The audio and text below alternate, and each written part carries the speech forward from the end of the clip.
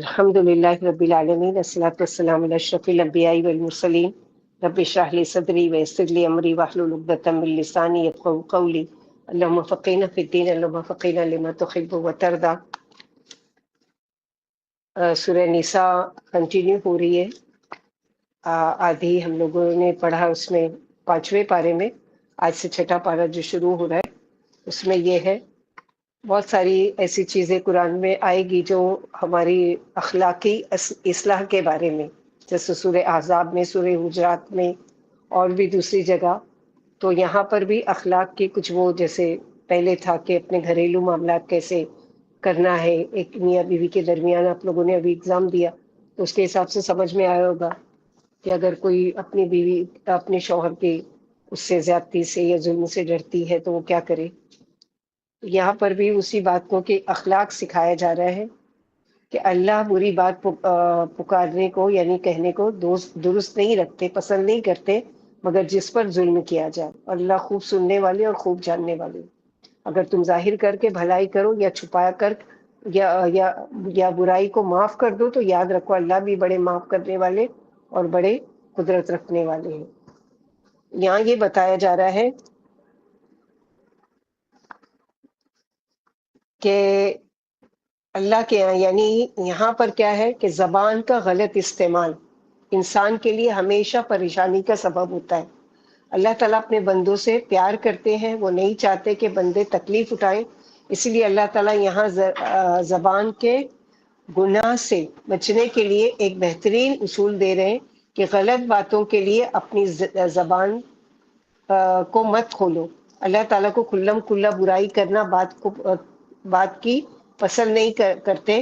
اس میں سارے ہی زبان کے گناہ ہیں، مثلا زور سے کسی کو گالی گلوچ کرنا، کسی کی غیبت کرنا، چغل خوری کرنا، بہتان تراشی کرنا، کیونکہ کسی پاک دل مومن کا یہ کام نہیں ہو سکتا کہ وہ دوسروں کا مذاق اڑائے یا کسی کی غیبت کرے یا چغل خوری کرے، بہتان باندھے اور دوسروں پر طعنہ زنی کرے۔ تو اگر ہم چاہتے ہیں کہ اللہ آپ سے محبت کرے، ہم سے محبت کرے، تو ان ساری باتوں سے بہت زیادہ احتیاط کرنے کی ضرورت ہے، چھوڑنا ہے اللہ کی محبت حاصل کرنے کے لیے۔ لیکن اجازت ہے، کب؟ الا من ظلم، ہاں مظلوم کو اجازت ہے کہ وہ اپنے ظلم کی کہانی سنا سکتا ہے، اور اس کا ثبوت ہم کو کہاں سے ملے گا؟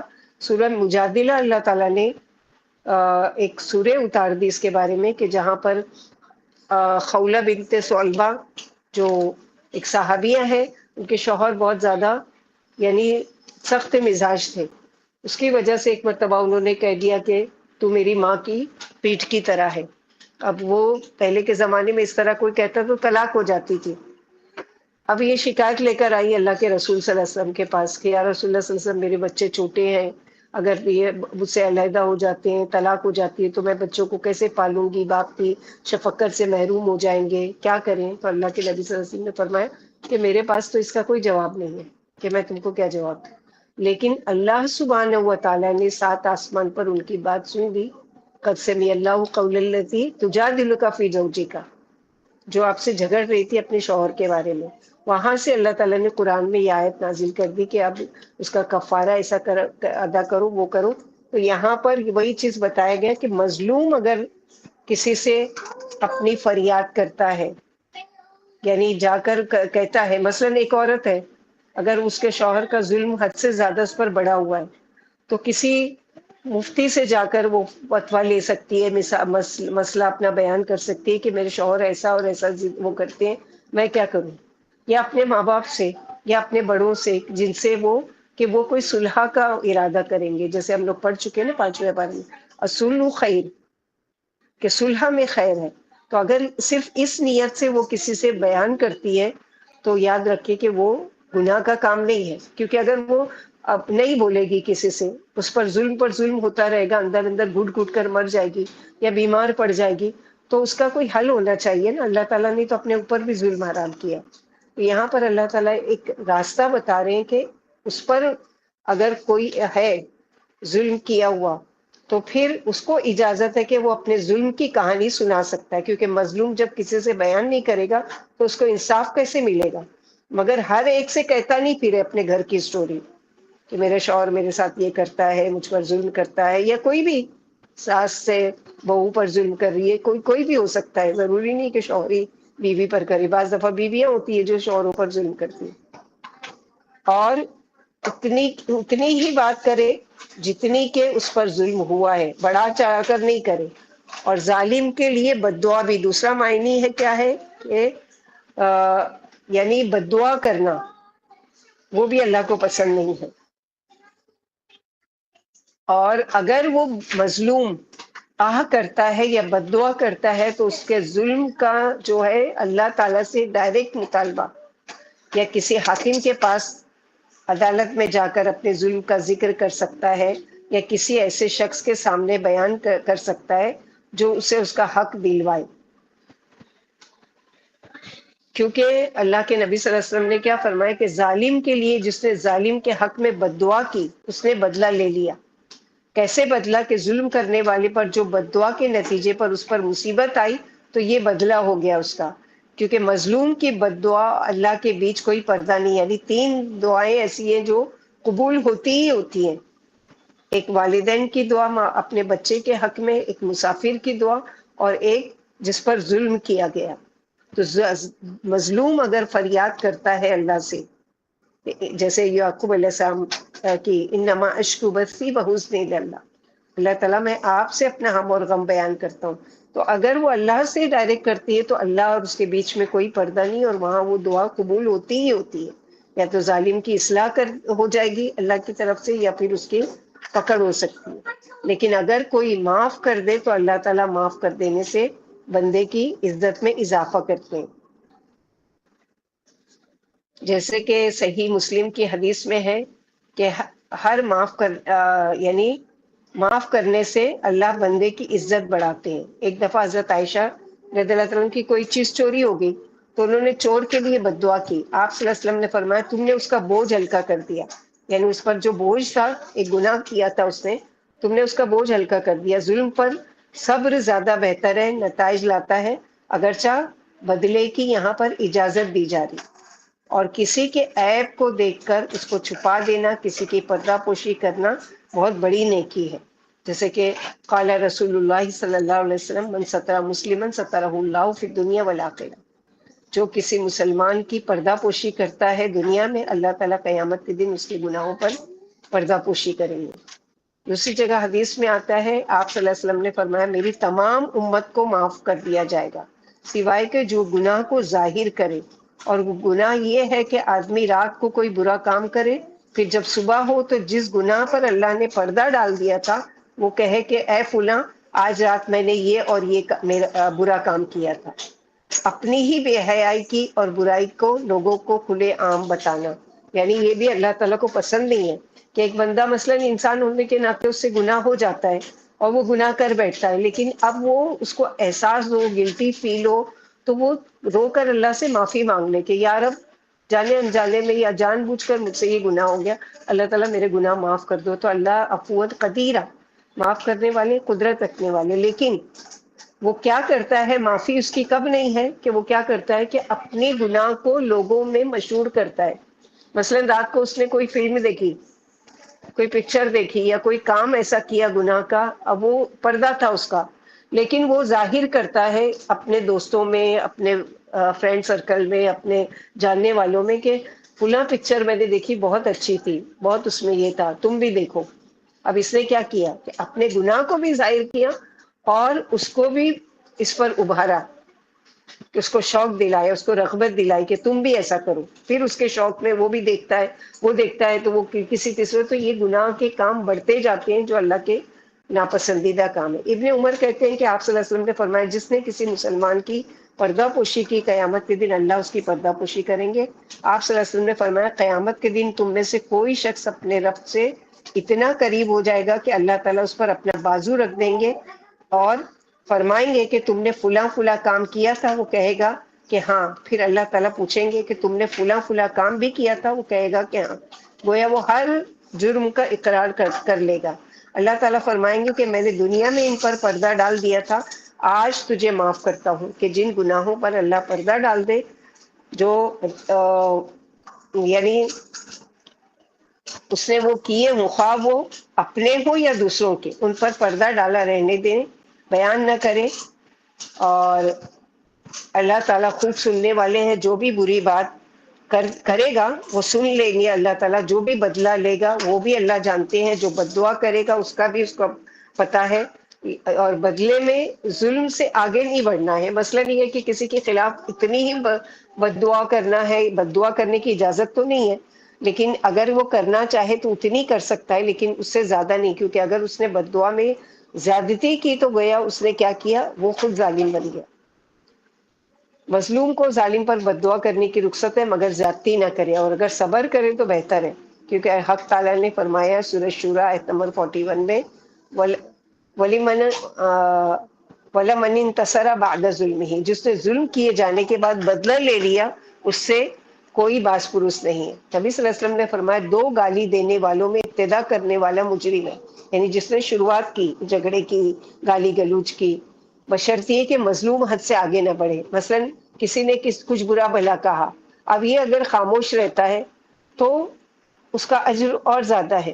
لیکن اگر وہ پلٹ کر کہتا ہے لیکن اتنا ہی جتنا اس نے کہا، تو وہ ظالم نہیں ہے. لیکن اگر اس سے زیادہ وہ اس پر وہ کرتا ہے، یعنی اس نے ایک بات سنائی ہے 10 بات سنا رہا ہے، تو پھر یہ مظلوم کیا ہو گیا، ظالم بن گیا. نیز احسن طریقے سے شر کو دفع کرنے کی کوشش کریں. جیسا کہ آپ صلی اللہ علیہ وسلم نے ایک مرتبہ ایک شخص آپ کے پاس آیا اور آپ صلی اللہ علیہ وسلم سے شکایت کی کہ میرا پڑوسی جو ہے مجھے بہت تکلیفیں دیتا ہے، بہت اذیت دیتا ہے.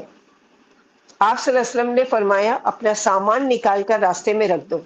آخر اس شخص نے اپنا سامان نکال کر راستے میں پھینک دیا. جو شخص وہاں سے گزرتا پوچھتا کیا بات ہے، کیوں اپنا گھر بار چھوڑ کر تم سامان لے کر باہر بیٹھے ہو، تو وہ جواب دیتا کہ میرا پڑوسی جو ہے مجھے بہت ستاتا ہے. گزرنے والا یہ کہتا ہوا چلا جاتا ہے، اے اللہ اس پر لعنت کر، اسے رسوا اور ذلیل کر.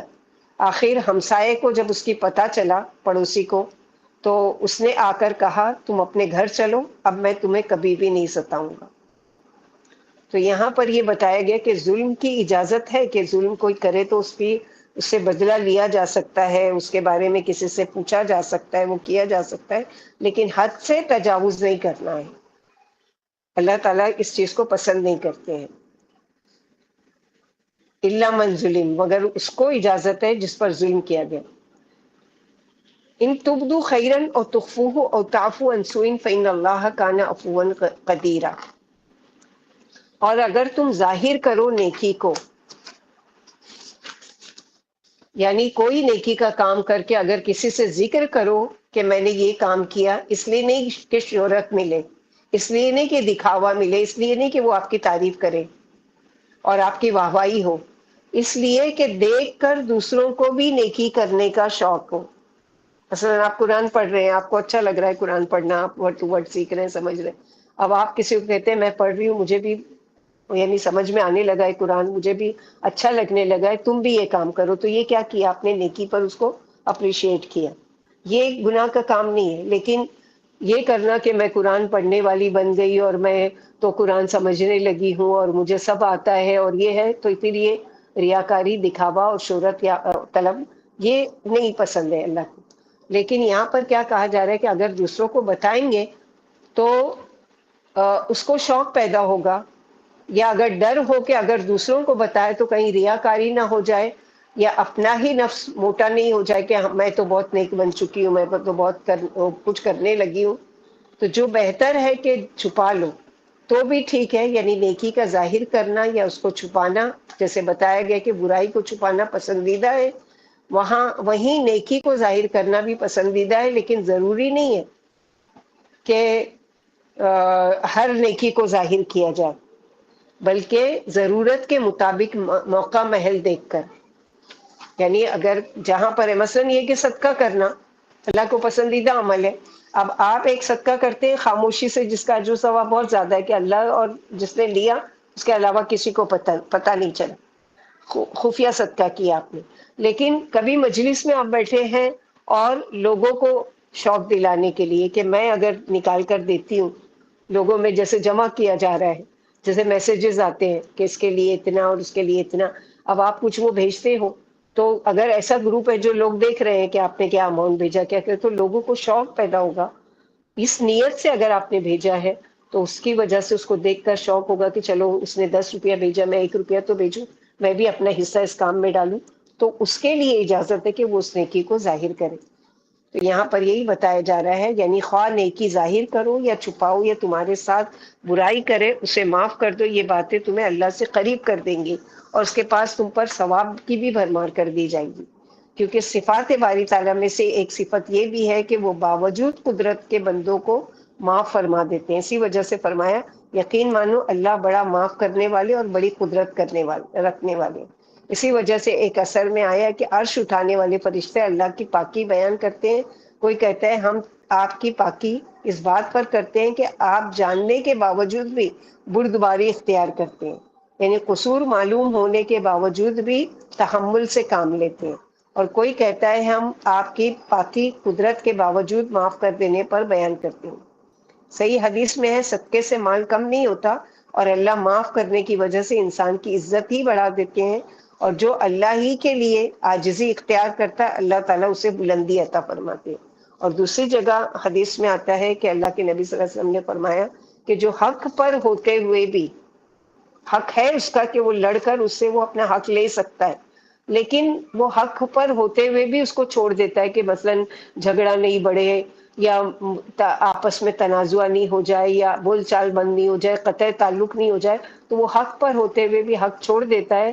تو اللہ کے رسول صلی اللہ علیہ وسلم نے فرمایا کہ ایسے شخص کے لیے میں جنت کے بیچوں بیچ گھر کی ضمانت دیتا ہوں، کہ اللہ تعالیٰ اس کو جنت کے بیچ میں گھر دیں گے، ایسا شخص جو وہ کرے۔ اوتاف انسوئن، یا نیکی نہیں کر سکتے تو دوسروں کی برائیوں کو، زیادتیوں کو معاف کر دو، یعنی اگر نیکی کرنے کی توفیق نہیں تو کم از کم برائی سے تو رک جاؤ، برائی کو معاف کر دو، تو بے شک اللہ بھی معاف کرنے والے، قدرت رکھنے والے ہیں۔ دیکھو وہ قدرت رکھتے ہیں بدلہ لینے کی، اس کے باوجود بھی معاف کرتے ہیں، تو تم کمزور ہوتے ہوئے معاف کیوں نہیں کر دیتے؟ تو اللہ کے خلاف اخلاق اپناؤ کہ اللہ سبحانہ و تعالیٰ معافی کو پسند کرتے ہیں۔ ان اللہ جیسے ہم لوگوں نے دعا پڑھی تھی نا ليلۃ القدر کے دن، اللہم انک عفو تحب العفو فاعف عنا، اللہ تعالیٰ معافی کو پسند کرتے ہیں، لہٰذا ہمارے گناہوں کو کیا کریں؟ معاف کر دیں۔ تو اگر ہم چاہتے ہیں کہ اللہ تعالیٰ ہم سے معاف کرے، جیسے آگے ہم پڑھیں گے جب سورہ نور پڑھیں گے، اس میں یہ ہے کہ اس شخص نے جو یعنی جس کو مہینے کا خرچہ دیا کرتے تھے، غریب تھا، مسکین تھا، مستاح، تو وہ ابو بکر صدیق رضی اللہ عنہ کے رشتہ داروں میں سے تھے۔ آپ ابو بکر صدیق ہمیشہ اس کے مہینے کا خرچہ اور اس کے دیکھ ریکھ اور اس کی کفالت کیا کرتے تھے۔ اس نے بھی کیا کیا کہ جب عائشہ رضی اللہ عنہ پر بہتان باندھا گیا تو وہ بھی اس میں شامل ہو گئے۔ تو ابو بکر صدیق غصے میں آ کے کہتے ہیں کہ اب آج کے بعد میں اس کی کوئی مدد نہیں کروں گا، یعنی اس کی کوئی بھی کفالت نہیں کروں گا، کچھ نہیں کروں گا۔ اللہ تعالیٰ نے فوراً قرآن میں سورہ نور میں آیت اتار دی، کیا تم نہیں چاہتے کہ اللہ تعالیٰ تم کو معاف کرے؟ اگر تم چاہتے ہو کہ اللہ تم کو معاف کرے تو تم بھی لوگوں کو معاف کرو۔ تو فوراً ابو بکر صدیق الرٹ ہو گئے کہ یا اللہ آپ گواہ رہیے کہ میں نے معاف کیا، اور میں اس کا جو خرچہ ہے، جو کفالت ہے، وہ ہمیشہ برقرار رکھوں گا، یعنی کبھی بھی کمی نہیں کروں گا اس میں۔ تو یہ تھے صحابہ کرام قرآن پر فوراً عمل کرنے والے، کہ کوئی قرآن کی آیت آ جاتی فوراً وہ سوچتے کہ اللہ کا حکم آ گیا ہے سر آنکھوں پر۔ ہم لوگ کیا ہے اپنی انا کو بیچ میں لے کر آتے ہیں۔ تو یہاں پر یہی بتایا گیا ہے کہ اگر کسی پر کوئی ظلم ہو رہا ہے، کوئی بھی ہو سکتا ہے، تو اگر اس پر ہے تو وہ اس کا حل دیکھنا چاہتے ہیں، تو وہ کیا کرے کہ ایسے لوگوں سے بیان کرے جو واقعی میں اس کا، وہ ہر ایک کو اپنا درد سناتے اور اپنے گھر کی سٹوری بتاتے نہیں پھرے، بلکہ واقعی میں جس کے بارے میں جانتے ہیں کہ اگر اس سے میں کہوں گی تو وہ کوئی نہ کوئی مسئلے کا حل بتائیں گے اور میری جو عزت کا پردہ بھی رکھیں گے، تو اس کے لیے اجازت ہے، یا پھر اپنے ماں باپ سے، یا پھر ایسے رشتہ داروں سے جو گھر کے بڑے ہوتے ہیں، جو صلح کرانے والے ہوتے ہیں، تو ان لوگوں کے لیے۔ آگے اللہ سبحانہ وتعالیٰ فرماتے ان الذین یکفرون باللہ ورسلہ ویریدون ان یفرقوا بین اللہ ورسلہ ویقولون نؤمن ببعض ونکفر ببعض ویریدون ان یتخذوا بین ذلک سبیلا. بے شک وہ لوگ جو کفر کرتے ہیں اللہ کے اور اس کے رسولوں کا، اور وہ چاہتے ہیں کہ وہ تفریق کریں، فرق ڈالیں اللہ اور اس کے رسولوں کے درمیان. کیسے فرق؟ کہ ہم اللہ کو تو مانتے ہیں لیکن رسولوں کو نہیں مانتے، یا رسولوں میں سے فلاں کو تو مانیں گے فلاں کو نہیں مانیں گے، اور وہ کہتے ہیں کہ ہم بعض کو مانیں گے اور بعض کو نہیں مانیں گے، اور وہ چاہتے ہیں کہ وہ بنا لیں ان کے بیچ کا کوئی راستہ نکال لیں. یہ کیوں تھا ان کا قول؟ کیونکہ مکہ کے لوگ ابراہیم علیہ السلام کی نبوت کو تو مانتے تھے، یہودی موسیٰ علیہ السلام کی نبوت کو مانتے تھے، مسیحی نصارہ عیسیٰ علیہ السلام کی نبوت کو، مگر یہ سب مل کر نبی صلی اللہ علیہ وسلم کی نبوت کو ماننے کے لیے تیار نہیں تھے. وہ کہتے تھے کہ ہم اللہ کو مانتے ہیں، تمام رسولوں کو مانتے ہیں، لیکن اس رسول کو نہیں مانیں گے.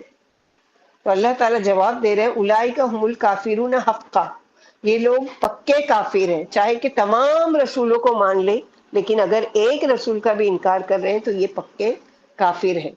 جیسے ہمارے یہاں آج بھی کتنے ایسے ہیں جو کہتے ہیں کہ اپنے آپ کو مسلمان، وہ کیا کہتے ہیں؟ ہم قرآن کو تو مانیں گے مگر حدیث کو نہیں مانیں گے.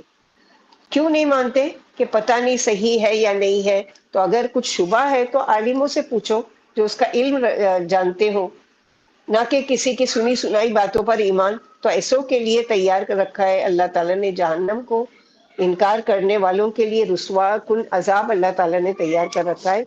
کہ جو یعنی اللہ تعالیٰ نے حکم دیا ہے کہ ماننا ہے تمام رسولوں کو، اللہ پر سب سے پہلے ایمان، کیونکہ ہمارا ایمان ہی مکمل نہیں جب ہم ان 6 باتوں پر ایمان نہیں رکھتے. آمنت باللہ و ملائکتی و کتبی و رسولہ والیوم الآخر والقدر خیرہ و شرہ.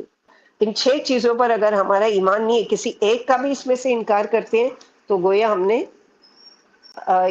یعنی کفر کیا حقاً، یعنی پکا.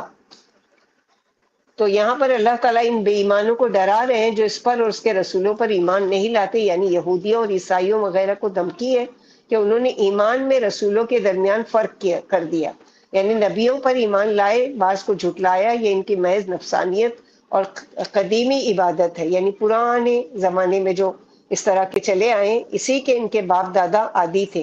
ان کے پاس کوئی دلیل نہیں جو اس بات کی انہیں تعلیم دیتی، بلکہ محض نفسانیت اور عصبیت سے.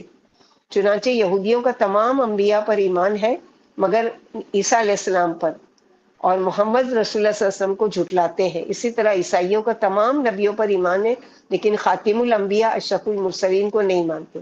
سامری یوشع جانشین موسیٰ علیہ السلام کے بعد کسی نبی کو نہیں مانتے. مجوسیوں کے بارے میں کہا جاتا ہے کہ یہ زرتشت پر ایمان لاتے ہیں اور ان کی شریعت کے خلاف کرتے ہیں، آخر وہ ان سے اٹھا لی گئی. واللہ عالم. غرض یہ کہ جس نے کسی نبی کو نہیں مانا اس نے تمام نبیوں کا انکار کیا، کیونکہ ہر نبی پر ایمان لانا فرض ہے. پھر جس نے کسی نبی کو محض حسد یا تعصب یا نفسانیت کی وجہ سے نہیں مانا، اس کا تمام نبیوں پر شرعی ایمان نہیں بلکہ اس کا ایمان کسی غرض، کسی خواہش اور کسی عصبیت کو مبنی نہیں ہے. تو آج بھی اپنے آپ کو جو مسلمان کہتا ہے لیکن وہ کہتا ہے کہ میں قرآن کی بات کو تو مانوں گا لیکن حدیث کو نہیں مانوں گا. تو حدیث کو نہ ماننا دراصل رسول کو نہ ماننا ہے، کیونکہ رسول کی بات ہے نا. حدیث کیا ہے؟ اللہ کے رسول صلی اللہ علیہ وسلم کی بات، اور اللہ کے رسول صلی اللہ علیہ وسلم کی اپنی بنائی ہوئی بات نہیں ہے، بلکہ وہ کہتے ہیں وما ينطق عن الهوى ان هو الا وحی یوحی.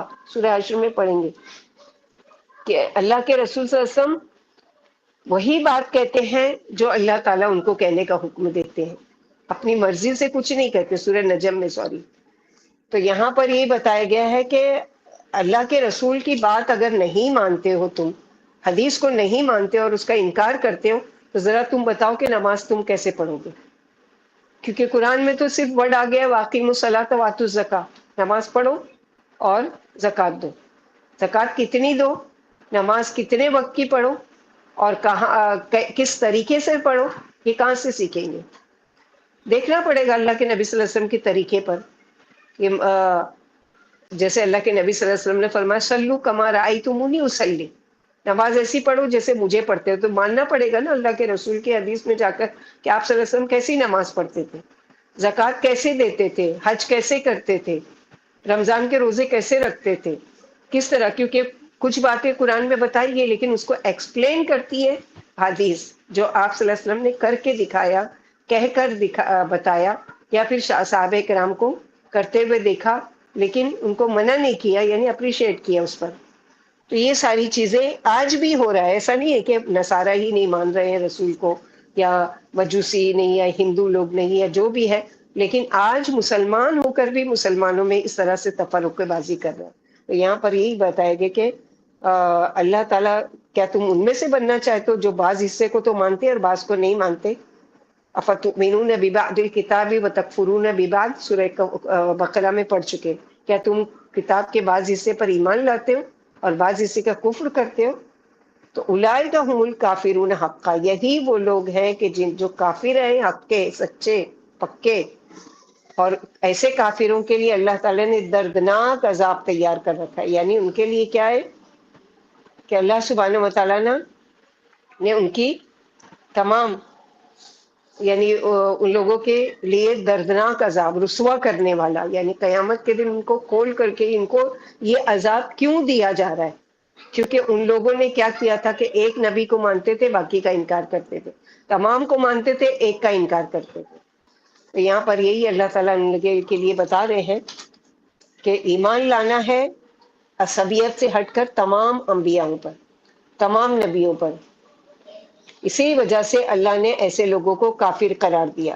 یہ لوگ ایمان میں رسولوں کے درمیان تفریق کرنا چاہتے ہیں اور کہتے ہیں کہ ہمارا بعض نبیوں پر ایمان ہے اور بعض پر نہیں، اور ان کے درمیان ایک راستہ بنانا چاہتے ہیں.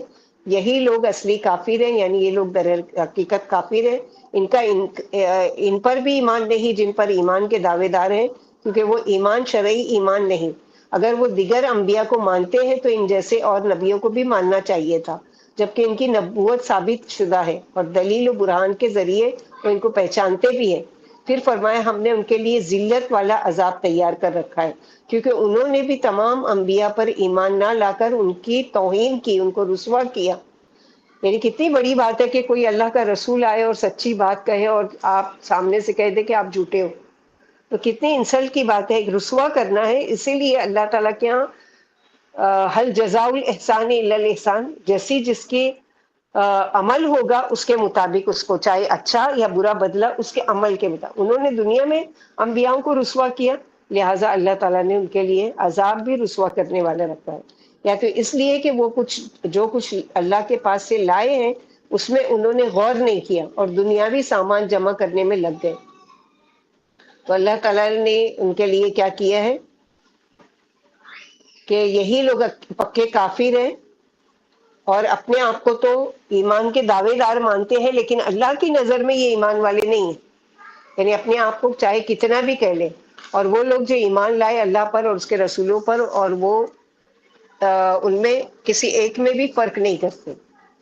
یعنی دوسری کیٹیگری کے لوگوں کی تعریف کی جا رہی ہے، والذین آمنوا باللہ ورسولہ ولم یفرقوا بین احد منہم اولئک سوف یؤتیہم اجورہم وکان اللہ غفورا رحیما. تو جو رسوا کن عذاب والے ہیں ان کے لیے کیا ہے، یہی لوگ اصلی کافر ہیں، یعنی یہ لوگ در حقیقت کافر ہیں. اور ان کے لیے کیا ہے، کیونکہ انہوں نے بھی تمام انبیاء پر ایمان لا کر ان کی توہین کی، یا تو اس کے لیے جو کچھ اللہ کے پاس سے لائے اس میں انہوں نے غور نہیں کیا اور دنیاوی سامان جمع کرنے میں لگ گئے جس کی انہیں ضرورت بھی نہیں تھی، یا ان کی نبوت کے علم کے باوجود انہیں نہیں مانا. جیسا کہ اکثر یہودی عالموں کا دستور تھا کہ وہ عہد نبوت میں نبوت عظیمہ پر حسد کر کے آپ کے عداوت و مخالفت پر اور تکذیب و جنگ پر اتر آتے تھے. آخرکار اللہ نے ان پر دنیا میں بھی ایسی ذلت مسلط فرما دی جو ان کی اخروی ذلت سے ملی ہوئی ہے. یعنی دنیا میں بھی ان کو ذلیل کیا گیا، رسوا کیا گیا، ان کو ملکوں سے بدر کیا گیا، جیسے کہ یہودیوں نے انکار کیا آپ کا، تو آپ صلی اللہ علیہ وسلم کے لیے حکم دیا گیا کہ خیبر سے ان کو ذلیل کر کے نکالا جائے، اور نکالے گئے. آگے ہم پڑھیں گے سورہ منافقون میں، سورہ حشر میں اس چیز کو کہ اللہ تعالیٰ نے کس طرح سے ان کو دنیا میں بھی رسوا کیا اور آخرت میں بھی ان کے لیے رسوا کرنے والا عذاب ہے، کیونکہ اسی ایمان پر مر گئے نا. نہیں ماننے والے ایمان پر مر گئے وہ کہ ہم نہیں مانیں گے. لیکن دوسرے کیٹیگری کے لوگ ہیں کہ ان کی تعریف کی جا رہی ہے کہ والذین آمنوا، اور وہ لوگ جو ایمان لائے اللہ پر اور اس کے رسولوں پر، اور وہ کسی ایک میں بھی فرق نہیں کرتے. جیسے ہم لوگ پڑھ چکے نا سورہ بقرہ میں، اور روز پڑھتے ہی ہیں رات کے اذکار میں. آمن الرسول والی جو آیت ہے اس میں کیا ہے؟ لا نفرق بین احد منہم، ایسے لوگوں کو اللہ جلد ہی ان کے اجر دیں گے. ایسوں کے لیے جنت ہے، اور اللہ غفور الرحیم ہے، بہت بخشنے والے ہیں جس کا سب پر ایمان ہو. اللہ سبحانہ و تعالیٰ ان کی یہاں تعریف کر رہے ہیں کہ سب ایسے نہیں ہیں. جیسے سورہ آل عمران میں بھی پڑھ چکے لیسوا سواء من اہل الکتاب، یعنی سب برابر نہیں ہیں. ان میں کچھ اچھے لوگ بھی ہیں، کچھ ایسے لوگ بھی ہیں جو تمام انبیاءوں کو مانتے ہیں. یعنی مسلمان کیونکہ ان کا تمام ان کتابوں پر ایمان ہے جو نبیوں پر اتاری گئی، جنہیں اللہ نے لوگوں کی ہدایت کے لیے وقتاً فوقتاً بھیجا. اور اس کے علاوہ پھر اللہ نے خبر دی کہ اللہ نے ان کے لیے شاندار جزا، جلیل الشان ثواب اور قابل قدر انعام تیار فرما رکھا ہے. پھر فرمایا کہ اللہ انہی لوگوں کو ان کے اجر دینے والے ہیں کہ یہ اللہ پر اور اس کے رسولوں پر ایمان لائے تھے، اور اللہ بہت بخشنے والے، بہت مہربان ہے. اگر کسی کے پاس گناہوں کا بوجھ ہوگا تو اللہ اس کے گناہ معاف فرما دیں گے. یعنی ایمان کی وجہ سے ان کو معاف کر دیا جائے گا، چاہے کہ ان کے اوپر گناہوں کا بوجھ ہوگا، لیکن اس کی وجہ سے اللہ سبحانہ و تعالیٰ کیا کریں گے؟ ان کے ساتھ معافی اور عفو و درگزر کا معاملہ کریں گے. تو یہ معافی اور عفو و درگزر کرنا یہ اللہ تعالیٰ کی مشیت پر ہے. ہر کوئی اس پر وہ نہیں کر کے اللہ غفور الرحیم ہے، معاف کرنے والے، اور یہ اس نڈر ہو کر کیا کرتے چلا جائے، گناہ پر گناہ کرتا چلا جائے. ایسا نہیں ہے، بلکہ یہ اللہ کی مشیت ہے کہ پتہ نہیں اللہ تعالیٰ کس کی پکڑ کر لیں اور کس کو معاف کریں. یہ اللہ تعالیٰ کی مرضی پر منحصر ہے. اعوذ باللہ من الشیطان الرجیم، آیت نمبر 153. یسألک اہل الکتاب ان تنزل علیہم کتابا من السماء فقد سألوا موسیٰ اکبر من ذلک فقالوا ارنا اللہ جہرۃ فأخذتهم الصاعقۃ بظلمہم. اور آپ صلی اللہ علیہ وسلم سے پوچھتے ہیں، سوال کرتے ہیں اہل کتاب کہ آپ اتار لائیں ان پر کوئی کتاب آسمان سے. یہود و نصارہ آپ صلی اللہ علیہ وسلم سے کیا مطالبہ کرتے تھے کہ جیسے موسیٰ علیہ السلام کو تختیاں دی گئی تھی لکھی ہوئی، اسی طرح لکھی ہوئی ہمارے پاس لاؤ تو ہم ایمان لائیں گے. ہمارے سامنے تو ہم آپ صلی اللہ علیہ وسلم پر ایمان لے آئیں گے.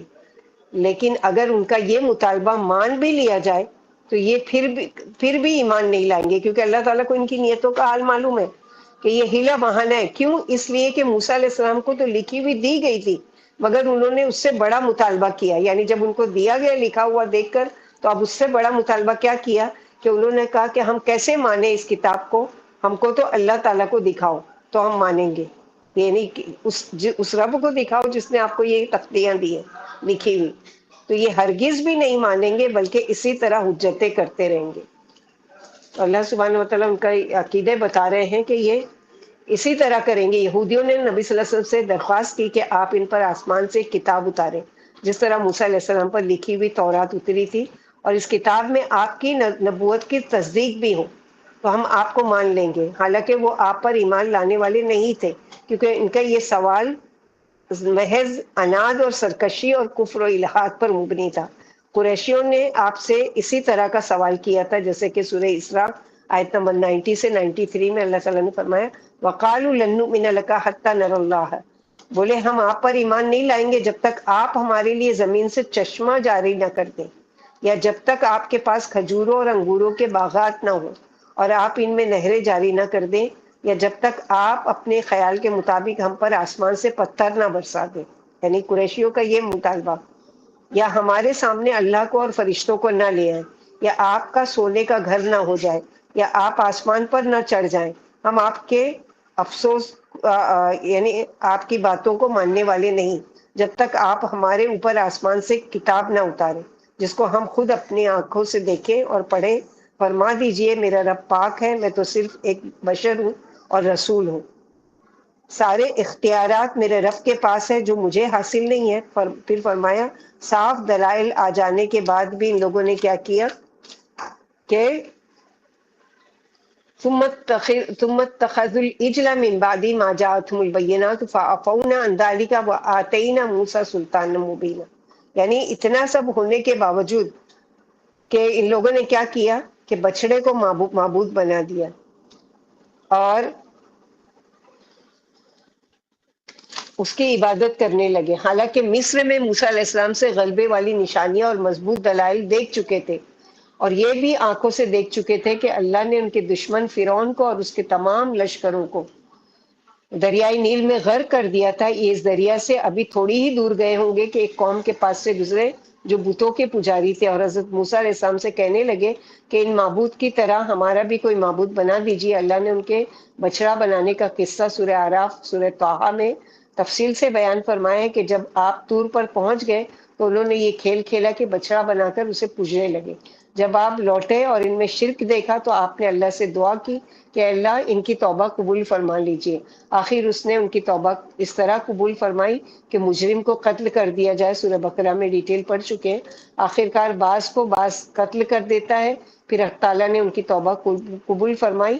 یہاں ارشاد ہے کہ ہم نے اس بات سے بھی درگزر کی، شرک کو بھی معاف کر دیا، اور حضرت موسیٰ علیہ السلام کو کھلا غلبہ اور حیرت انگیز نشانیاں عطا فرمائی تھی. جیسے کہ یہاں پر ہے کہ اس کے باوجود بھی، ان کے شرک کرنے کے باوجود بھی انہوں نے معافی مانگی، اور ہم نے کیا کیا، ان کے اس شرک والے گناہ کو بھی معاف کر دیا، اور دی ہم نے موسیٰ علیہ السلام کو غلبہ، یعنی بہت ساری نشانیاں دی تھی، ید بیضا کی اور عصا کا سانپ بن جانا، یہ ساری چیزیں. لیکن وہ سب دیکھنے کے باوجود بھی ان لوگوں نے کیا کیا، اس کا انکار کیا. ورفعنا فوقهم الطور بميثاقهم وقلنا لهم ادخلوا الباب سجدا وقلنا لهم لا تعدوا في السبت واخذنا منهم ميثاقا غليظا. اور ہم نے اس کو اور ان کے کفر کی وجہ سے، ان کے کہنے کی وجہ سے، اور مریم علیہ السلام پر بہتان باندھنے کی وجہ سے، کیا بہتان لگایا تھا کہ نعوذ باللہ وہ پاکیزہ لڑکی جو وہ ہے، یعنی جس کو اس کی ماں نے اللہ کے لیے وقف کر دیا تھا، وہ ایک مرد کے ساتھ ملوث تھی، نعوذ باللہ، جس کا نام یہ کفر کرنے والے بتاتے ہیں، یوسف نجار. تو یہاں پر اللہ سبحانہ و تعالیٰ بتا رہے ہیں کہ ان کے کفر کی وجہ سے، پہلے بیچ کی یہ آیتیں ہیں، وہ دیکھتے ہیں کہ ان کے وعدہ خلافی کرنے کی وجہ سے، ان کے کفر کی وجہ سے اللہ تعالیٰ نے کیا کیا، یعنی جب اسرائیلیوں نے احکام تورات پر عمل کرنے سے جی چرایا اور موسیٰ علیہ السلام پر جو شریعت اتاری گئی تھی اس پر چلنے سے انکار کر دیا، تو اللہ نے ان کے سروں پر کوہ طور کو، ورفعنا فوقهم الطور، کہ ان پر کیا کیا، ایک پہاڑ کو مسلط کیا. اس کی تفصیل ہم سورہ بقرہ میں بھی پڑھ چکے ہیں کہ پہاڑ پر ان کو معلق کر دیا ان کے سروں پر کہ کہیں گر نہ پڑے اور دب کر مر نہ جائے. سورہ اعراف میں فرمایا وَإِذْ نَتَقْنَا الْجَبَلَ فَوْقَهُمْ، جب ہم نے ان پر پہاڑ اٹھایا جو ایک سائبان کی طرح ان پر رکا ہوا تھا، اور انہوں نے سوچا کہ اب پہاڑ گرنے والا ہے، اور ہم نے حکم دیا کہ ہم نے جو کتاب تم کو دی ہے اس کو مضبوطی سے قبول کر لو، اور اس میں جو احکام ہیں انہیں یاد رکھو تاکہ تم پرہیزگار بن جاؤ. پھر فرمایا ہم نے ان سے کہا کہ دروازے سے داخل ہو جانا سجدہ کرتے ہوئے، لیکن انہوں نے اپنے قول و فعل سے مخالفت کی. انہیں حکم دیا گیا تھا کہ بیت المقدس کے دروازے میں سجدہ کرتے ہوئے، اور ہتتن کا عبرانی زبان میں کا جو لفظ ہے ہتتن، یہودیوں کی زبان، اس کا معنی کیا ہے، اے اللہ ہمیں ہمارے گناہوں کو معاف فرما دے، کہتے ہوئے داخل ہونا. لیکن یعنی اے اللہ جہاد چھوڑنے اور اس سے باز رہنے جو ہم سے گناہ سرزد ہو گیا، یہاں تک کہ ہم میدان تی میں 40 سال سرگردہ پھرے، اسے معاف کر دینا. یہ آگے پڑھیں گے ان کا یہ قصور. لیکن افسوس بجائے سجدہ کرنے کے یہ پیچھے کے بل یعنی پیروں کے بل داخل ہوئے، یعنی ایک چھوٹا دروازہ بتایا گیا بستی کا کہ اس سے داخل ہو سر جھکاتے ہوئے اور ہتتن کہتے ہوئے. لیکن ان لوگوں نے کیا کیا کہ سر جھکاتے کی بجائے پیر سے داخل ہوئے اور کھسکتے ہوئے. اور ہن تتن کا معنی کیا ہے کہ گیہوں کی بالیں چاہیے، یعنی معاف کر دیجئے ہمیں نہیں، بلکہ کیا کیا، ہن تتن، اپنی مرضی سے. جیسے سورہ آل عمران میں پڑھ چکے نا کہ ان کی زبان کے موڑ توڑ کر پیش کرنے سے، تو یہ ان کا کہتے ہوئے داخل ہوئے اور ہم نے ان سے کہا کہ سبت میں زیادتی نہیں کرنا. یہ بھی ہم لوگوں نے پڑھا ہے کہ جو مچھلی والوں کا واقعہ ہو چکا ہے، یعنی ہم نے انہیں احترام سب کی اور اللہ کی حرام کی ہوئی چیزوں سے بچنے کی تاکید کر دی اور ان سے پکا عہد لے لیا، لیکن انہوں نے اس عہد کو بھی توڑ ڈالا اور نافرمانیاں کی اور ان کی اور حرمتوں کے پردے چاک کرنے کے لیے ہیلے تراش لیے، جیسا کہ سورہ اعراف آیت نمبر 163 میں تفصیل سے آئے گا. صفوان بن اسال والی حدیث سورہ بنی اسرائیل آیت نمبر 101 میں وَلَقَدْ آتَيْنَا موسیٰ کی تفسیر میں آنے والا ہے. اس میں ہے کہ اسے یہودیوں خصوصیت سے تم پر یہ فرض ہے کہ سبت میں حد سے آگے نہ بڑھنا، کہ جمعہ کا دن جیسے ہمارے لیے مبارک ویسے ان کا دن مبارک ان لوگوں نے ہی چوز کیا تھا سبت کے دن کو. تو اس دن ان کے کرنے کا کام کیا تھا کہ صرف عبادت کرنا ہے، نہ کمانے کھانے کے لیے جانا ہے نہ کوئی کام کرنا ہے. لیکن پڑھ چکے کہ 3 گروہ میں بڑھ گئے مچھروں کی بستی میں، اور اس طرح سے ان لوگوں نے زیادتی کی. تو اللہ تعالیٰ سے جو ان لوگوں نے پکا وعدہ کیا تھا کہ ہم شرک نہیں کریں گے اور ہم اللہ کے رسول کی بات مانیں گے اور ہم ساری چیزوں کو مانیں گے، اس کے باوجود بھی ان لوگوں نے کیا کیا؟ فَبِمَا نَقْضِهِمْ مِيثَاقَهُمْ وَكُفْرِهِمْ بِآيَاتِ اللَّهِ وَقَتْلِهِمُ الْأَنْبِيَاءَ بِغَيْرِ حَقٍّ وَقَوْلِهِمْ قُلُوبُنَا غُلْفٌ بَلْ طَبَعَ اللَّهُ عَلَيْهَا بِكُفْرِهِمْ فَلَا يُؤْمِنُونَ إِلَّا قَلِيلًا. اس آیت میں ان گناہوں کا بیان ہے جن کا ارتکاب کر کے یہودی قابل لعنت ٹھہرے اور ہدایت و حق سے دور جا پڑے. انہوں نے عہد توڑ ڈالا جو ان سے لیے گئے تھے، اللہ کی آیتوں کو نہیں مانا اور انہیں انبیاء علیہ السلام کے ہاتھوں سے جو معجزے دکھائے گئے تھے انہیں ٹھکرا دیا. اللہ کی حجتوں اور دلائل سے منہ موڑ لیے اور ناحق نبیوں کو قتل کر ڈالا. ان کے گناہوں کی کثرت کا یہ عالم تھا کہ انہوں نے انبیاء کو بھی ناحق قتل کرنے کی جرات کی اور نبیوں کی ایک بڑی جماعت کو شہید کر دیا اور صاف صاف کہہ دیا کہ ہمارے دلوں پر پردوں میں. حق تعالیٰ نے فرمایا نہیں، بلکہ ان کے کفر کی وجہ سے ان کے دل بند کر دیے گئے، مہر لگا دی گئی. پھر فرمایا کہ تھوڑے سے ان میں ہے، بل طبع اللہ علیہا بکفرہم فلا یؤمنون الا قلیلا، مگر بہت تھوڑے لوگوں کے علاوہ یہ ایمان نہیں لائیں گے. قلیلاً کے 2 معنی ہیں، ایک تو یہ ہے کہ تھوڑا سا ایمان لائیں گے اور بہت زیادہ کفر کریں گے، اور دوسرا معنی ہے کہ ان میں سے بہت تھوڑے لوگ ہیں جو ایمان لائیں گے. یعنی ان کے دل کفر و سرکشی کے عادی ہو چکے، ایمان لانا ان کی گٹھی میں، ایمان نہ لانا ان کی گٹھی میں داخل ہے اور بے ایمانی ان کی پرانی عادت ہے. کہا جاتا ہے کہ ان میں سے صرف 9 ایسے تھے جو مسلمان ہوئے، باقی سب نے کفر کیا. اور کیا کیا ان لوگوں نے؟ وَبِكُفْرِهِمْ وَقَوْلِهِمْ عَلَى مَرْيَمَ بُهْتَانًا عَظِيمًا وَقَوْلِهِمْ إِنَّا قَتَلْنَا الْمَسِيحَ عِيسَى ابْنَ مَرْيَمَ رَسُولَ اللَّهِ وَمَا قَتَلُوهُ وَمَا صَلَبُوهُ وَلَكِنْ شُبِّهَ لَهُمْ وَإِنَّ الَّذِينَ اخْتَلَفُوا فِيهِ لَفِي شَكٍّ مِّنْهُ مَا لَهُم بِهِ مِنْ عِلْمٍ إِلَّا اتِّبَاعَ الظَّنِّ وَمَا قَتَلُوهُ يَقِينًا بَلْ رَفَعَهُ اللَّهُ إِلَيْهِ وَكَانَ اللَّهُ عَزِيزًا حَكِيمًا. اور ان کے کفر کے سبب کہ لوگوں نے کیا کفر کیا، یعنی جس انہوں نے حضرت مریم علیہ السلام پر بدکاری کا شرمناک الزام لگایا، بلکہ بعض تو 2 قدم آگے بڑھ گئے اور کہنے لگے کہ ان سے حالت حیض میں بد اخلاقی سرزد ہوئی ہے، یعنی انہوں نے زنا کا ارتکاب کیا ہے، نعوذ باللہ. یعنی یہ شخص، یعنی عیسیٰ علیہ السلام جو منصب و رسالت کا دعوے دار ہے، ہم نے اسے قتل کر دیا. اسی طرح مشرکوں نے اللہ کے رسول صلی اللہ علیہ وسلم کے بارے میں کہا تھا، فرمایا سورہ ہجر آیت نمبر 6 میں ایھا الذی نزل علیہ الذکر، اے وہ شخص جس پر قرآن اتارا گیا، تو دیوانہ ہے. جب یہودیوں کے پاس اللہ نے عیسیٰ علیہ السلام کو معجزات و ہدایت دے کر بھیجا تو انہوں نے آپ سے حسد پیدا ہوا کہ اللہ نے آپ کو نبوت و معجزات دے کر کیوں بھیجا؟ آپ پیدائشی اندھوں کو اور کوڑیوں کو اچھا کر دیا کرتے ہیں، اللہ کے حکم سے مردے زندہ کر دیا کرتے تھے، مٹی سے پرندہ بنا کر اس میں روح پھونک دیا کرتے تھے اور وہ سچ مچ کا پرندہ بن جاتا تھا جس کو لوگ اڑتا ہوا دیکھتے تھے اپنی آنکھوں سے.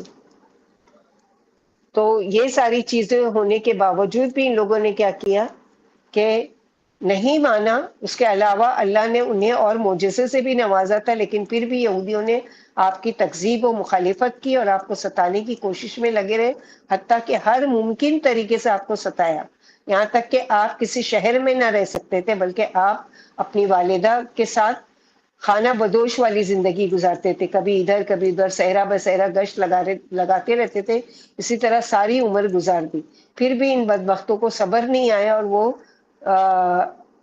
شاہ دمشق کے کان بھرتے اور اسے آپ کے خلاف بھڑکایا کرتے تھے، اور حضرت عیسیٰ علیہ السلام کو قتل کرانے کی سازش کی جیسا کہ پہلے بیان ہو چکا ہے۔ اللہ نے حضرت عیسیٰ علیہ السلام کو آسمان پر اٹھا لیا، جیسا کہ فرمایا کہ نہ تو انہیں قتل کیا گیا، نہ انہیں پھانسی یعنی صلیب پر چڑھایا گیا، بلکہ شبی یعنی عیسیٰ علیہ السلام کو عیسیٰ علیہ السلام سمجھ کر سولی پر چڑھایا گیا۔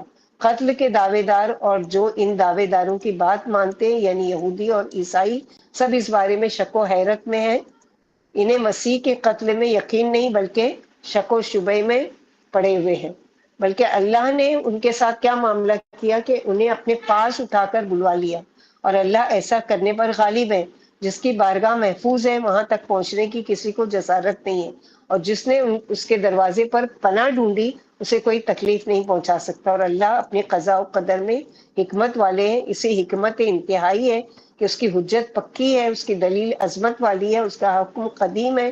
جب حق تعالیٰ نے عیسیٰ علیہ السلام کو اٹھانے کا ارادہ فرمایا تو آپ اپنے 12 رفیقوں کے ساتھ، یعنی جن کو حواری کہا جاتا ہے، کے پاس گھر والے چشمے میں نہا کر تشریف لائے، آپ کے سر سے پانی ٹپک رہا تھا، اور فرمایا کہ میں تم میں سے بعض وہ ہیں جو مجھ پر ایمان لانے کے بعد بار بار 12 دفعہ کفر اختیار کریں گے، پھر فرمایا تم میں سے کسی پر میری شبیہ ڈال دی جائے گی اور وہ میری جگہ قتل کر دیا جائے گا اور میرے ساتھ میرے درجے میں ہوگا۔ اس پر ایک نوجوان کھڑا ہوا، فرمایا بیٹھ جاؤ، پھر یہی کلمہ دہرایا کہ کون ہے جس پر مجھے میری شبیہ ڈال دی جائے، تو وہ نوجوان پھر کھڑا ہوا، آپ نے پھر اسے بٹھا دیا، پھر تیسری بار جب یہی کہا پھر وہی نوجوان کھڑا ہوا، آپ نے دعا کی اے اللہ اس پر میری شبیہ ڈال دیجئے، آخر وہ آپ کے ہم شبیہ ہو گیا اور عیسیٰ علیہ السلام کو گھر کے روشن دان سے آسمان پر اٹھا لیا گیا۔ پھر یہودیوں کی طرف سے ڈھونڈنے والے آئے، ان لوگوں نے جو شبیہ والے عیسیٰ علیہ السلام تھے ان کو گرفتار کر کے پھانسی دے دی، پھر ایمان لانے کے بعد بعض ان میں سے 12 دفعہ مرتد ہوئے اور ان 3 فرقوں میں بٹ گئے۔ ایک فرقہ کا قول ہے کہ اللہ ہم میں تھا جب تک اس نے چاہا رہا، پھر آسمان پر چڑھ گیا، اس فرقے کو یعقوبیہ فرقہ کہلایا، یعنی ان لوگوں نے کیا کہا کہ عیسیٰ علیہ السلام جو تھے وہ نعوذ باللہ اللہ ہی تھے، جب تک وہ انہوں نے چاہا اللہ تعالیٰ نے وہ رہے، اللہ تعالیٰ ہمارے بیچ، اور جب اللہ تعالیٰ نے خود چاہا وہ اٹھا لیے گئے۔ یہ فرقہ کون سا کہلایا؟ یعقوبیہ۔ دوسرا گروہ کا عقیدہ ہے کہ آپ اللہ کے بیٹے تھے جب تک منظور تھا اللہ کو ہم میں رہے، یہ فرقہ نستوریہ، نون سا سین طا واو را یا، نستوریہ فرقہ کہلایا۔ تیسرا فرقہ جو ہے، اور ایک فرقے کا قول ہے کہ آپ اللہ کے بندے اور اس کے رسول تھے، جب تک اللہ نے چاہا ہم میں رہے پھر اس نے آپ کو اپنے پاس اٹھا لیا، یہ فرقہ ہمارا ہے، یعنی عقیدہ مسلمانوں کا ہے۔ پھر دونوں کافر فرقے مسلمان فرقے پر چھا گئے اور ان کے آدمیوں کو قتل کر ڈالا، اور رسول صلی اللہ علیہ وسلم کے مبعوث ہونے تک اسلام مٹا ہوا رہا۔ تو اس طرح سے 3 فرقہ واریت میں بٹ گئے۔ تو ہم لوگوں نے جو پڑھا ہے کہ ہمارا عقیدہ کیا ہونا چاہیے کہ وما قتلوہ وما صلبوہ ولکن شبیہ لہم، اور بل رفعہ اللہ الیہ وکان اللہ عزیزا حکیما۔ ایک مومن کا ایمان کیا ہے کہ اللہ تعالیٰ نہ انہوں نے عیسیٰ علیہ السلام کو قتل کیا، نہ سولی پر چڑھایا، بلکہ اللہ تعالیٰ نے کسی اور پر ان کی شکل ڈال دی، شبہ میں ڈال دیا، شبیہ بنا دی، اور انہوں نے اس کو قتل کیا۔ کیونکہ ہمارا ایمان کیا ہے کہ اللہ کے رسول جو عیسیٰ علیہ السلام 30 سال کی عمر میں آسمان پر اٹھائے گئے، پھر جب وہ قیامت سے قریب وہ اتریں گے دمشق کی طرف، سیریا میں شام کی طرف، اور باقاعدہ 30 سال کی عمر کے، کیونکہ آج جو فتنہ پھیل گیا ہے، شکیلیہ فرقہ ایک بن گیا ہے کہ ایک شکیل، اس کے باپ کا نام پتہ نہیں کیا ہے، کہ وہ اس چیز کا انکار کرتا ہے اور وہ اپنے آپ کو کہتا ہے کہ میں عیسیٰ ابن مسیح ہوں۔ تو وہ تو پیدا ہوا اپنی ماں کے سے، جبکہ وہ آلریڈی کیسے اتریں گے کہ اپنی عمر کو پورا کرنے آئیں گے، یعنی 30 سال کی عمر میں جیسے اٹھائے گئے ویسی ہی حالت میں وہ اتریں گے، اور اپنا کام جو اللہ تعالیٰ نے ان کے لیے رکھا ہے، دجال کو قتل کریں گے اور یہ صلیب کو توڑیں گے، اور سارے ہی لوگ ایمان لائیں گے سوائے کہ جو کافر ہوں گے وہ کفر کریں گے، تو درختوں کے پیچھے بھی چھپ جائیں گے تو اللہ تعالیٰ یعنی درخت کہے گا، اللہ تعالیٰ کی طرف سے درخت کو حکم درخت کہے گا کہ اے مسیح یہ میرے پیچھے چھپا ہوا ہے، اس کو قتل کر دو۔ اس طرح اپنے سارے کام کریں گے اور پھر ان کو طبعی موت آئے گی۔ تو عیسیٰ علیہ السلام آئیں گے دوبارہ، لیکن وہ شریعت کو فالو کریں گے، رسول اللہ صلی اللہ علیہ وسلم، یعنی ایز اے نبی بن کر نہیں آئیں گے بلکہ as a follower of prophet Muhammad صلی اللہ علیہ وسلم، یعنی نبی صلی اللہ علیہ وسلم کے فالوور آپ کی شریعت کو فالو کریں گے، آپ نے جیسی نماز پڑھی وہ ویسی نماز پڑھائیں گے، اور آپ جیسے شریعت کو فالو کرتے تھے جس چیز کو، وہ سارے، ہاں یہ ہے کہ اللہ تعالیٰ نے جو کام ان کے ذمے رکھا ہے قیامت سے پہلے ان کو آ کے وہ پورا کریں گے۔ تو ایک ایمان والے کا عقیدہ کیا ہونا چاہیے کہ بر رفعہ اللہ، بلکہ اٹھا لیا اللہ نے، اور ہمارا ایمان یہ بھی ہے کہ قیامت سے پہلے ان کو اتارا جائے گا۔ تو یہ ساری چیزیں ہیں کہ جب ان کو نبوت دی گئی، جب وہ ان کو اٹھایا گیا، جب ان پر بہتان باندھا گیا تو ان کی عمر 30 سال تھی، تو اللہ تعالیٰ نے ان کی اس چال کو بھی ناکام بنا دیا اور جواب دیا کہ ہم نے قتل نہیں کیا ان کو، وما قتلوہ وما صلبوہ ولکن شبیہ لہم، انہوں نے اس کو قتل نہیں کیا تھا اور نہ ہی انہوں نے اس کو صلیب پر چڑھایا تھا، بس بات یہ ہے کہ ان کو شبہ میں ڈال دیا گیا، کیونکہ جس شخص کو انہوں نے عیسیٰ علیہ السلام سمجھ کر سولی پر چڑھایا وہ عیسیٰ علیہ السلام نہیں تھے، ان کو اس سے پہلے ہی اٹھا لیا گیا تھا۔ وَإِنَّ الَّذِينَ اخْتَلَفُوا فِيهِ، اور وہ لوگ جنہوں نے عیسیٰ علیہ السلام کی شان میں اختلاف کیا ہے، اس کے بارے میں شک میں مبتلا ہیں، ان کے ساتھ کیا ہوا انہیں اس بات کا کوئی علم نہیں، مگر صرف گمان کی پیروی کر رہے ہیں۔ إِلَّا اتِّبَاعَ الظَّنِّ وَمَا قَتَلُوهُ يَقِينًا، اور نہیں انہوں نے قتل کیا اس کو، بلکہ کیا ہے کہ یقینی طور پر، بلکہ اللہ تعالیٰ نے اٹھا لیا ان کو، جیسا کہ ہم لوگوں نے پڑھا۔ آگے اللہ تعالیٰ فرماتے وَإِن مِّنْ أَهْلِ الْكِتَابِ إِلَّا لَيُؤْمِنَنَّ بِهِ قَبْلَ مَوْتِهِ وَيَوْمَ الْقِيَامَةِ يَكُونُ عَلَيْهِمْ شَهِيدًا، یعنی ہر اہل کتاب عیسیٰ علیہ السلام کی موت سے پہلے ان پر ایمان لائے گا، یعنی آج انکار کر رہے ہیں لیکن ہر یہودی مانے گا۔ جب آپ دجال کو قتل کرنے کے لیے اتریں گے تو اس وقت سارے عیسائی آپ پر ایمان لے آئیں گے اور تمام مذاہب کو ختم کر دیا جائے گا، ایک ہی مذہب اسلام باقی رہے گا، جیسے کہ احادیث صحیحہ سے ثابت ہے کہ آپ دجال کو قتل کریں گے، صلیب کو توڑیں گے، خنزیر کو قتل کریں گے اور جزیہ موقوف کر دیں گے، یعنی جزیہ کو قبول نہیں فرمائیں گے بلکہ محض اسلام قبول فرمائیں گے یا تلوار۔ اس آیت کریمہ سے معلوم ہو کہ آپ پر اس وقت سب اہل کتاب ایمان لے آئیں گے اور ایک بھی ایسا نہیں ہوگا جو آپ پر ایمان نہ لائے۔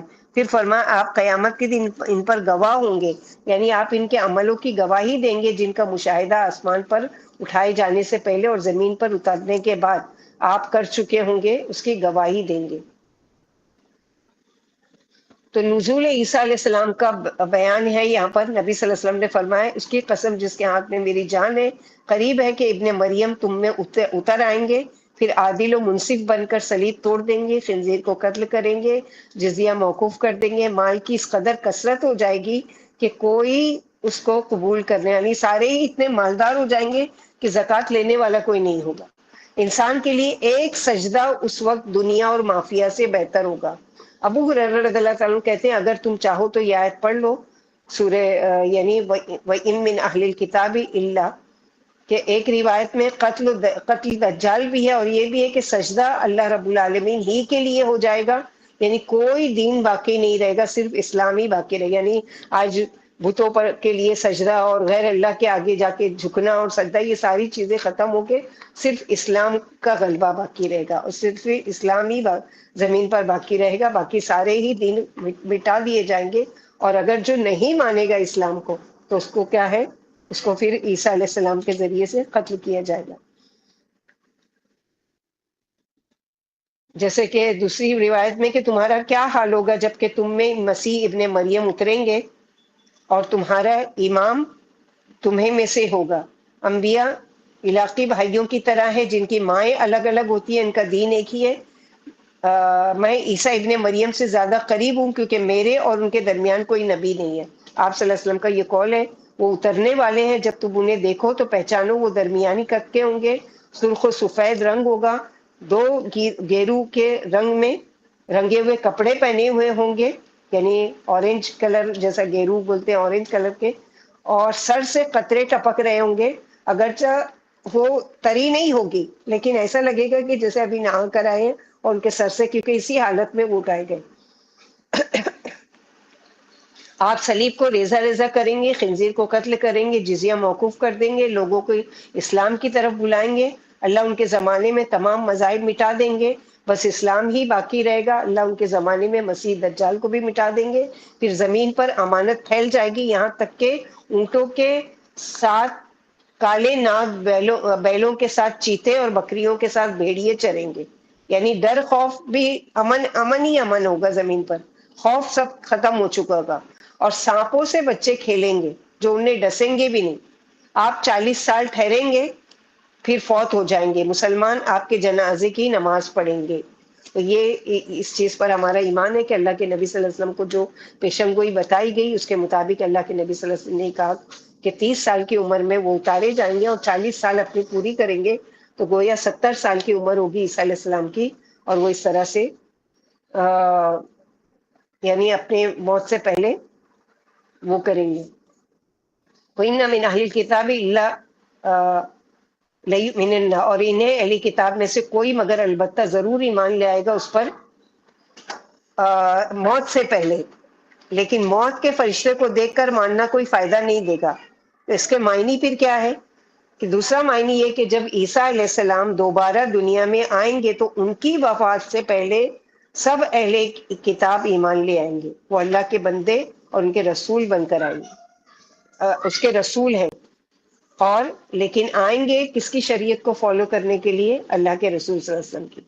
وَيَوْمَ الْقِيَامَةِ يَكُونُ عَلَيْهِمْ شَهِيدًا، اور قیامت کے دن اپنے ان چاہنے والوں کے خلاف گواہی دیں گے جنہوں نے غلو کر کے ان کو اللہ کا بیٹا بنا لیا تھا یا نعوذ باللہ اللہ تعالیٰ مانا تھا. یہ ساری چیزوں پر وہ خود گواہی دیں گے، جیسے کہ سورہ مائدہ میں ہم لوگ پڑھیں گے کہ وہ گواہی دیں گے کہ کیا، جیسے اللہ تعالیٰ ان سے پوچھیں گے کیا کیا تو نے اور کہا تھا اور تیری والدہ نے کہ مجھے الہ مانو، تو عیسیٰ علیہ السلام کیا کہیں گے؟ اگر میں کہتا تو آپ میرے دل کا حال بہتر جانتے ہیں، آپ جو سوچتے ہیں، آپ جو جانتے ہیں اس کے بارے میں نہیں جانتا، لیکن میں جو کہتا ہوں یا میں نے جو کہا ہے اس کے بارے میں تو آپ اچھی طریقے سے جانتے ہیں. تو اللہ سبحانہ و تعالیٰ ان کی یعنی جو وہ ہے اس کا دفاع کریں گے اس طرح سے.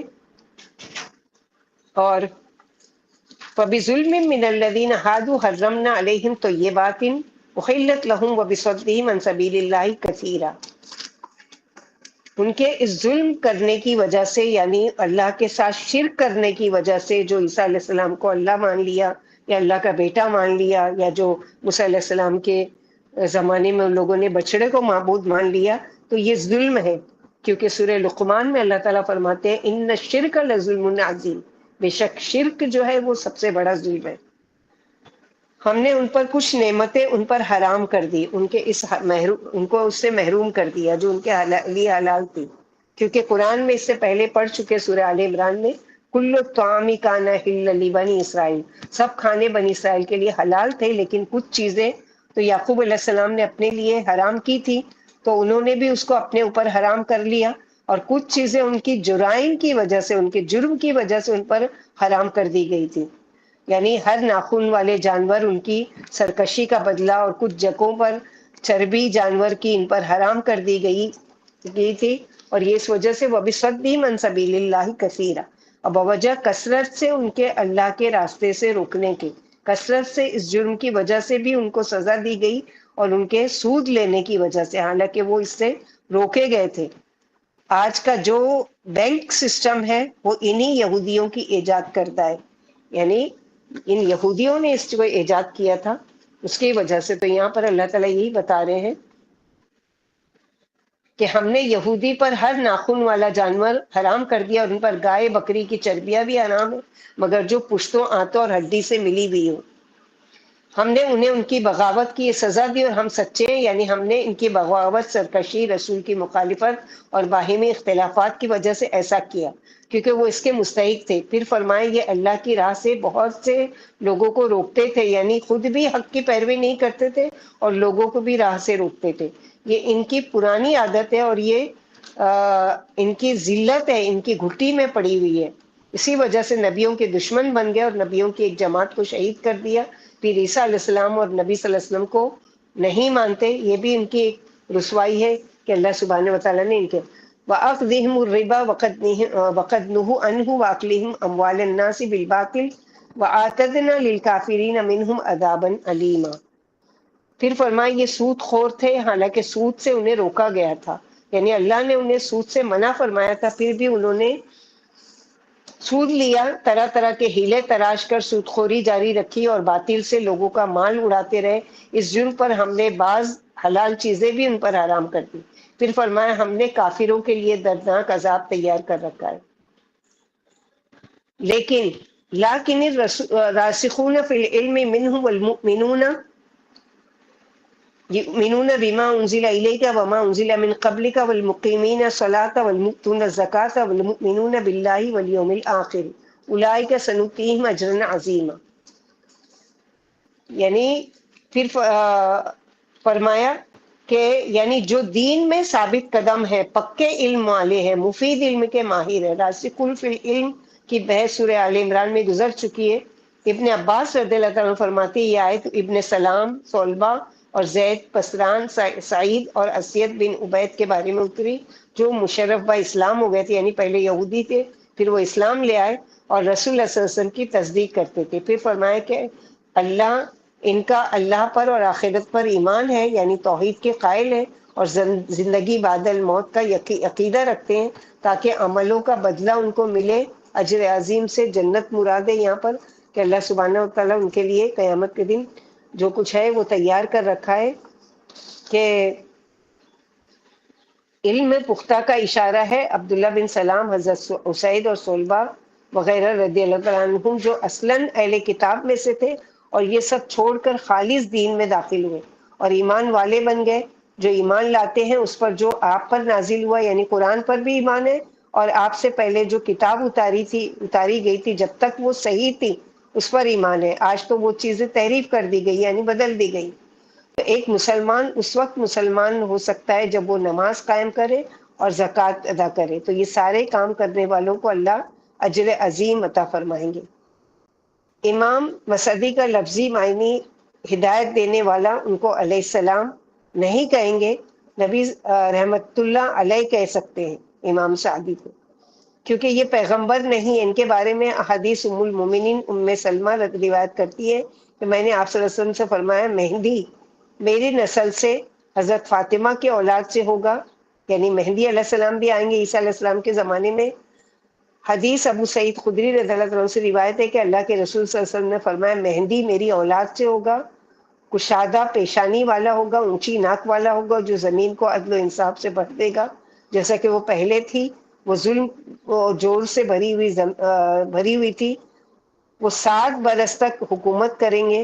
حضرت عبداللہ رضی اللہ تعالیٰ عنہ آپ صلی اللہ علیہ وسلم سے روایت کرتے ہیں کہ آپ صلی اللہ علیہ وسلم نے فرمایا اگر دنیا کا ایک دن بھی باقی رہ جائے گا تو اللہ تعالیٰ اس کو لمبا کر دیں گے، یہاں تک کہ بھیجیں گے اس میں ایک آدمی جو مجھ سے ہوگا، یا فرمایا میرے اہل بیت میں سے ہوگا، اس کا نام میرے نام جیسا ہوگا، یعنی ان کا بھی نام مہدی علیہ السلام کا کیا ہوگا، محمد بن عبداللہ۔ اس کے باپ کا نام بھی میرے باپ کے نام سے ملتا جلتا ہوگا۔ وہ زمین کو عدل انصاف سے بھر دیں گے جس طرح وہ پہلے ظلم و زور سے بھری ہوئی تھی۔ یہ ہیں وہ نشانیاں جو حضرت مہدی علیہ السلام کے بارے میں آتی ہیں۔ اس کے علاوہ جو ہمیشہ سننے میں آتا ہے کہ آ گئے ہیں یا آنے والے ہیں، تو اس سے ہمارے دین پر کوئی اثر نہیں پڑتا، کیونکہ کیا ہم لوگوں نے پہلے دین کو تمام ضروری باتیں جان لی ہیں جو ان چیزوں کی تخلیق میں پڑ گئے ہیں کہ وہ آ گئے ہیں یا آنے والے ہیں۔ آئیں گے تو ظاہر ہو جائیں گے اور ہم کو بھی پتہ چل جائے گا، اگرچہ ہماری زندگی بھی یعنی وہ اگر آ گئے اور نبی صلی اللہ علیہ وسلم کی بتائی ہوئی نشانیاں پوری ہو گئی تو مان لینا ہم پر فرض ہے، ورنہ اگر ہم میں نہیں آئے تو ہم اس کے بارے میں حجت میں نہیں لگیں گے، کیونکہ ہر کوئی یعنی دعویٰ کرے گا کہ یہ امام مہدی ہے، جیسا کہ اللہ کے نبی صلی اللہ علیہ وسلم کے بارے میں جھوٹے، اللہ کے نبی صلی اللہ علیہ وسلم نے فرمایا کہ 30 کذاب میری امت میں پیدا ہوں گے. تو آپ صلی اللہ علیہ وسلم کے زمانے سے ہی یہ سلسلہ شروع ہو چکا ہے، اور آج بھی جاری ہے کہ کچھ لوگ اپنا دعویٰ کرتے ہیں کہ ہم اللہ کے نبی ہیں اور ہم عیسیٰ علیہ السلام ہیں اور فلاں ہیں اور یہ ساری چیزیں. لیکن ہمارا ایمان کیا ہے کہ جس طرح اللہ کے نبی صلی اللہ علیہ وسلم کو پیدا کیا گیا اور پھر آپ بڑے ہوئے اور پھر آپ کو نبوت سے سرفراز کیا گیا، پھر آپ کو لوگوں نے پہچان لیا ان کی نشانیوں سے، اسی طرح امام مہدی کی نشانیاں جو اللہ کے نبی صلی اللہ علیہ وسلم نے پیشن گوئی کی ہے، جب وہ آئیں گے تو لوگ ان کو بھی مان لیں گے، ان پر بھی ایمان لے آئیں گے، اور پھر اس کے ساتھ یہ کیا کریں گے کہ ان کی تائید کریں گے، یعنی ان کی مدد کریں گے، اور پھر ان کے ذمے جو اللہ تعالیٰ نے ذمہ داری دی ہے اس کو بھی یعنی وہ پورا کریں گے، اور عیسیٰ علیہ السلام کے زمانے میں ہی آئیں گے. تو اس طرح کی یہ ساری چیزیں ہیں جس پر ہمارا ایمان ہونا چاہیے کہ ایک ایمان والے کا ایمان کیا ہے کہ عیسیٰ علیہ السلام کے بارے میں ہمارا عقیدہ یہ ہے کہ وہ اللہ کے بندے اور اللہ کے رسول ہے، جیسے آل عمران میں کہ انی عبداللہ واتانی، یعنی میں بس کیا کروں، میری اتباع کرو، لیکن میری اطاعت کرو، اور اللہ تعالیٰ کو ایک مانو کہ میں بھی ربی و ربک اللہ، یعنی میرا رب بھی اللہ ہے اور تمہارا رب بھی اللہ ہے. میں خود اللہ نہیں ہوں نعوذ باللہ، یا میں اللہ کا بیٹا نہیں ہوں، کیونکہ قل هو اللہ احد اللہ الصمد لم یلد ولم یولد ولم یکن لہ کفوا احد. تو ایک ایمان والے کا ایمان کیا ہونا چاہیے کہ اللہ تعالیٰ کو کوئی بیٹا نہیں ہے، ہمارا ایسا کوئی عقیدہ نہیں ہے، ہم عیسیٰ علیہ السلام کو صرف اللہ کا بندہ اور اس کا رسول مانتے ہیں، اور ہمارا ایمان ہے کہ وہ اپنی باقی کی زندگی آ کر قیامت سے پہلے اتارے جائیں گے اور اپنی باقی کا کام پورا کریں گے، اپنی باقی کی زندگی پورے کریں گے، پھر اس کے بعد ان کو طبعی موت آئے گی. کیونکہ ایک جگہ مدینہ میں جو اللہ کے نبی صلی اللہ علیہ وسلم جہاں پر دفنائے گئے ہیں حجرے میں، تو 3 قبریں اس وقت موجود ہیں، چوتھی قبر خالی ہے عیسیٰ علیہ السلام کے لیے. ایک آپ صلی اللہ علیہ وسلم کی قبر شریف ہے، اور ایک ہے ابو بکر صدیق اور ایک عمر رضی اللہ عنہ کی. ایک قبر کی جگہ خالی ہے جہاں پر عیسیٰ علیہ السلام جب اتارے جائیں گے اور اپنی جو زندگی اللہ تعالیٰ نے ان کو دی ہے وہ اس کو پوری کریں گے، اور پوری کرنے کے بعد جب ان کو طبعی موت آئے گی تو پھر ان کو اس جگہ پر دفن کیا جائے. واللہ عالم بالصواب. یہ سارے ہسٹری میں، تاریخ میں، اور اس میں آتا ہے جس کے ذریعے سے ہم لوگوں کو اس چیز کا علم ہے. اس کے علاوہ ہم لوگ اپنی طرف سے کوئی چیز کو نہیں وہ کرتے. ہمارا عقیدہ کیا ہے کہ وما قتلوہ وما صلبوہ ولکن شبہ لہم بل رفعہ اللہ الیہ وکان اللہ عزیزا حکیما. یہاں تک کہ ہم لوگوں کی آیت ہوئی اور یہاں تک ہم لوگوں نے پڑھا. آگے ہم انشاءاللہ باذن اللہ اگلے ٹیوزڈے پڑھیں گے. آپ لوگوں کے لیے اورل ایک باقی تھا، وہ یہ کہ جو بھی آیتیں یا جو بھی دعائیں یا جو بھی صورتیں یاد کر رہے ہیں اس کو ایک دن وہ کریں گے 10 مارکس کا، جو تجوید کے اس میں آپ لوگ پڑھ رہے ہیں. انشاءاللہ باذن اللہ ایک دن ٹائم نکال کے آپ لوگوں کا اورل لیا جائے گا. جو بھی صورتیں آپ لوگوں نے وہاں پر حفظ کی ہیں، یاد کی ہیں، سنائی ہے، یا ایسے اس کی اصلاح کی ہے، یا دعائیں، تو وہ سنیں گے انشاءاللہ باذن اللہ. ربنا تقبل منا انك انت السميع العليم وتب علينا انك انت التواب الرحيم. اللہ ربی لا اشرک به شیئا. اللہ تعالیٰ ہم اللہ تعالیٰ کو ایک اللہ مانتے ہیں، اللہ کے ساتھ کسی کو شریک نہیں کرتے ہیں. وحدہ لا شریک لہ الملک ولہ الحمد ولہ الکبریاء. تمام تعریف، تمام حمد، تمام ثنا، تمام کبریائی اور بڑائی کس کے لیے؟ اللہ سبحانہ و تعالیٰ کے لیے لائق و زیبا ہے، جس نے ہم لوگوں کو اسلام جیسی نعمت سے نوازا، اسلام کی حالت میں ہم کو رکھا. اور اللہ سے دعا ہے کہ اللہ مرزقنا الاخلاص و حسن الختام، کہ ایمان پر ہی ہمارا خاتمہ ہو، اسی عقیدے پر خاتمہ ہو جو عقیدہ لے کر ہمارے پیارے نبی محمد صلی اللہ علیہ وسلم آئے، اور جس عقیدے پر ہم لوگوں کو اللہ کے نبی صلی اللہ علیہ وسلم نے رہنے کا طریقہ بتایا، اس طریقے پر ہم لوگوں کو اللہ تعالیٰ توفیق دے کہ ہمارا اسی پر خاتمہ ہو. اللہم ثبتنا بالکلمۃ لا الہ الا اللہ عند الموت. اللہم ثبتنا بالقول الثابت فی الحیات الدنیا وفی الآخرہ. اسی قول اور اسی فعل اور اسی کلمے پر اللہ تعالیٰ ہم کو دنیا میں بھی ثابت قدم رکھے، اور آخرت میں بھی موت سے پہلے بھی ہمارا یہ عقیدہ رکھے اللہ تعالیٰ کہ اسی پر ہم لوگوں کو اٹھائے اور اللہ سبحانہ و تعالی ہم سب کے جمع ہونے کو قبول کرے، اللہ سبحانہ و تعالی ہم سب سے راضی ہو جائے، اور اللہ تعالی ہم سے وہ کام لے لے جو اللہ تعالیٰ کی پسند کا اور اللہ کی مخلوق کے فائدے کا ہو جائے۔ ربنا تقبل منا انك انت السميع العليم وتب علينا انك انت التواب الرحيم۔ سبحان ربك رب العزة عما يصفون وسلام على المرسلين والحمد لله رب العالمين۔ سبحانك اللهم وبحمدك اشهد ان لا اله الا انت استغفرك واتوب اليك۔ السلام علیکم ورحمۃ اللہ وبرکاتہ۔